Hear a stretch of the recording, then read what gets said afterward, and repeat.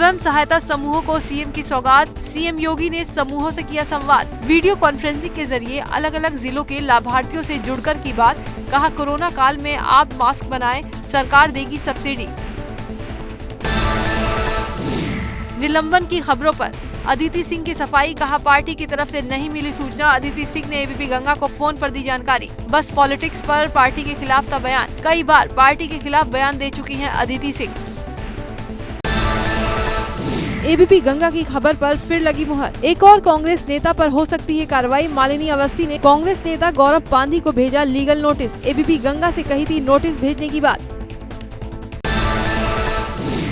राम जन्मभूमि में समतलीकरण के दौरान मंदिर के अवशेष मिले हैं, जिसमें आमलक, कलश, पाषाण के खंभे, प्राचीन कुआं और चौखट शामिल है। कई पुरातात्विक मूर्तियां, खंभे और शिवलिंग मिलने का दावा किया गया है।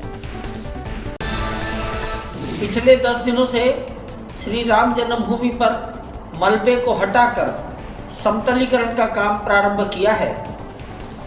ढांचे के मलबे में दबे हुए काले कसौटी पत्थर के 7 खंभे हमको प्राप्त हुए हैं। इसके अतिरिक्त भी अनेक बलुआ पत्थर के नक्काशीदार अंग हमको मिले हैं। ताजनगरी आगरा में कोरोना से राहत मिलने लगी। बुधवार को कोरोना के 8 मरीज मिले। अब तक 80% मरीज ठीक हो चुके हैं, यानी कि 660 कोरोना के मरीज अस्पताल से डिस्चार्ज हो चुके हैं। अब सिर्फ 143 मरीज ही एक्टिव हैं। 44 कंटेनमेंट जोन पूरी तरह से सील है।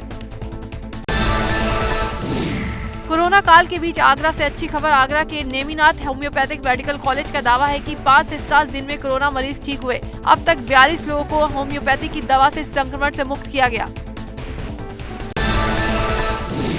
अमरोहा में क्रिकेटर मोहम्मद शमी ने प्रवासी मजदूरों की मदद की। दिल्ली और हरियाणा से जा रहे मजदूरों को फल और खाना बांटा। डीएम और एसपी के साथ मिलकर हाईवे किनारे लोगों को दिया खाना। लॉकडाउन में बिहार में फंसी बारात 60 दिन बाद पहुंची अपने घर। परिजनों में खुशी का माहौल। उनके घर आने पर स्वास्थ्य विभाग की टीम मौके पर पहुंची और सभी की थर्मल स्क्रीनिंग की गई। औरैया के क्वारंटीन सेंटर में लॉकडाउन के बीच हुई शादी की रस्म। क्वारंटीन सेंटर में ही वर वधू ने लिए 7 फेरे। क्वारंटीन सेंटर में रह रहे लोग अनूठी शादी के बने जनाती बाराती। शादी के लिए दिल्ली से आई थी लड़की। उप जिलाधिकारी की मौजूदगी में सोशल डिस्टेंसिंग का रखा गया ख्याल।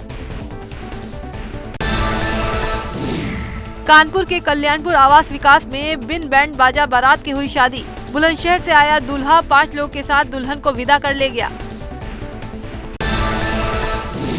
लॉकडाउन के चौथे चरण में उत्तराखंड से शादी के जोड़े में आए दूल्हा दुल्हन का बॉर्डर पर ही हाफिज ने निकाह पढ़ाया। निकाह की रस्म पूरी करके दूल्हा अपने 4 साथियों के साथ दुल्हन को विदा कर ले गया।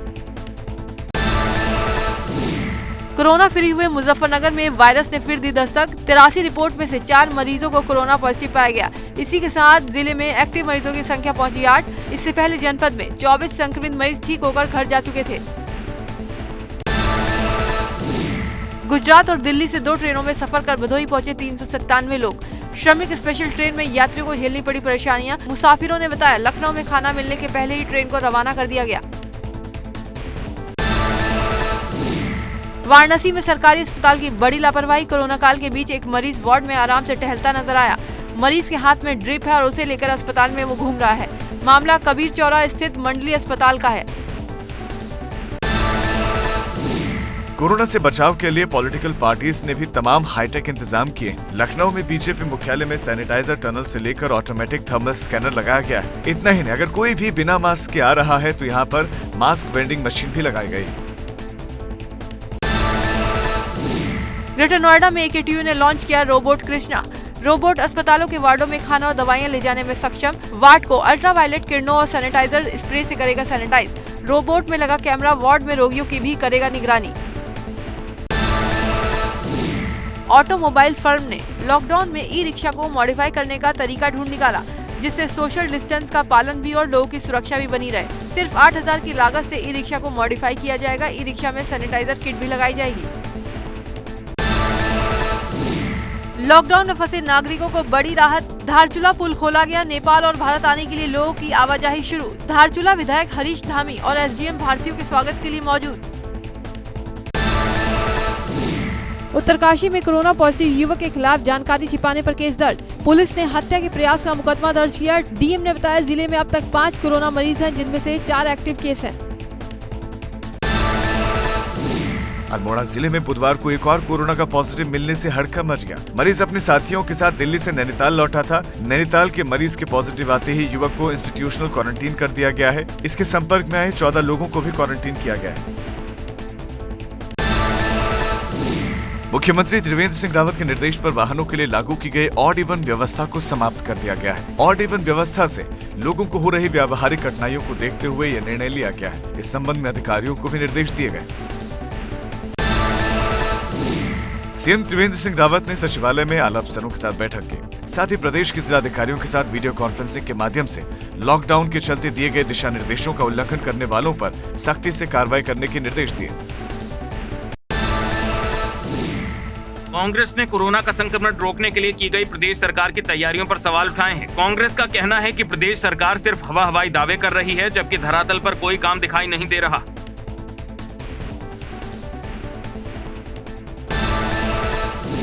रामनगर में यूथ कांग्रेस कार्यकर्ताओं ने एसडीएम दफ्तर पर धरना दिया। यूथ कांग्रेस कार्यकर्ताओं की मांग है कि लॉकडाउन के दौरान सरकार को बिजली पानी का बिल माफ करना चाहिए, ताकि आम आदमी को कुछ राहत मिले।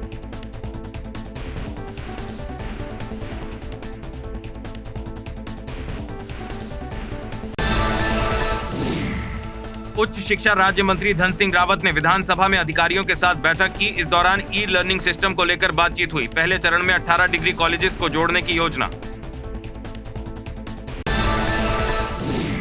देहरादून में लॉकडाउन 4 में नई गाइडलाइन जारी होने के बाद सपा, सैलून और पार्लर को खोलने की अनुमति मिल गई है। इन सब के संचालन के दौरान सोशल डिस्टेंसिंग, सैनिटाइज और कोरोना शर्तों का पालन करना अनिवार्य है।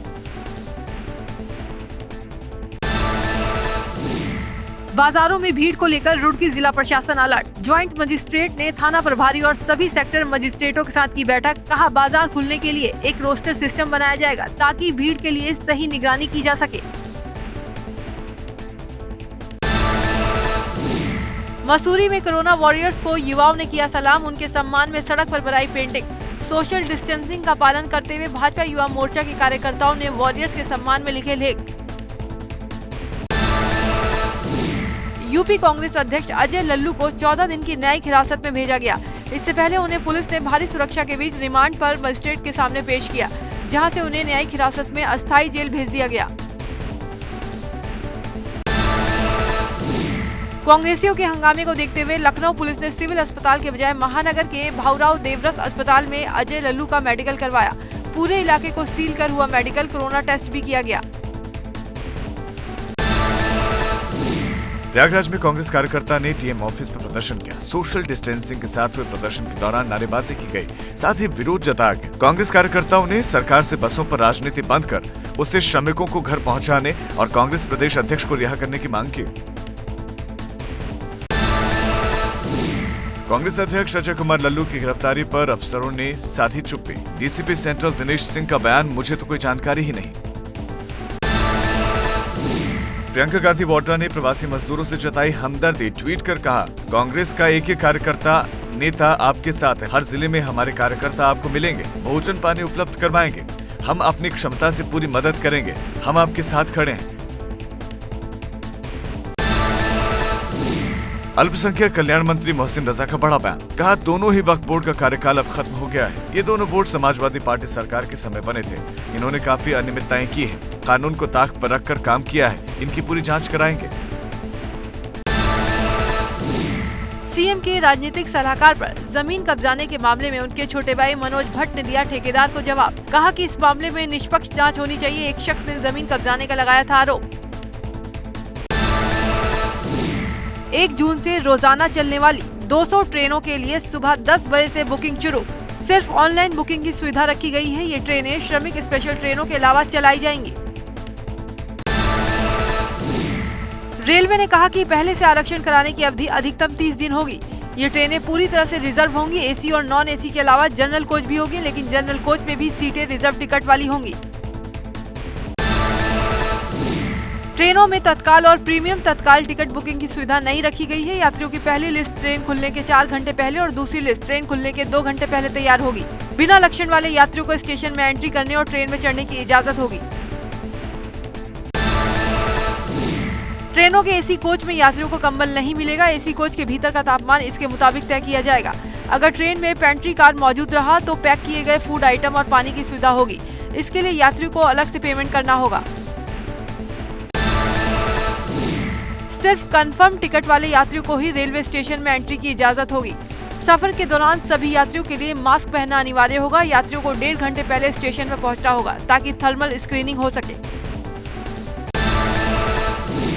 कोरोना वायरस का प्रकोप दुनिया भर में बढ़ता जा रहा है। दुनिया के 213 देशों में पिछले 24 घंटे में 99,685 नए कोरोना के मामले आए। मरने वालों की संख्या में 4,778 का इजाफा हो गया। दुनिया भर में अब तक करीब 51 लाख लोग कोरोना वायरस से संक्रमित हो चुके हैं।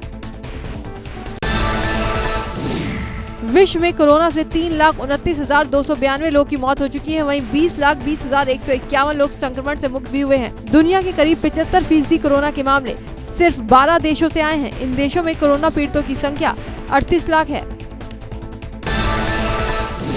अमेरिका दुनिया में कोरोना वायरस का कैपिटल बन गया। यहाँ महामारी लगातार भयावह रूप लेती जा रही है। बुधवार को अमेरिका में 21,370 नए केस सामने आए और 1,459 कोरोना पीड़ितों की मौत हुई। देश में 16 लाख लोग कोरोना से प्रभावित हो चुके हैं। न्यूयॉर्क, न्यू जर्सी, कैलिफोर्निया में सबसे ज्यादा मामले देखने को मिल रहे हैं।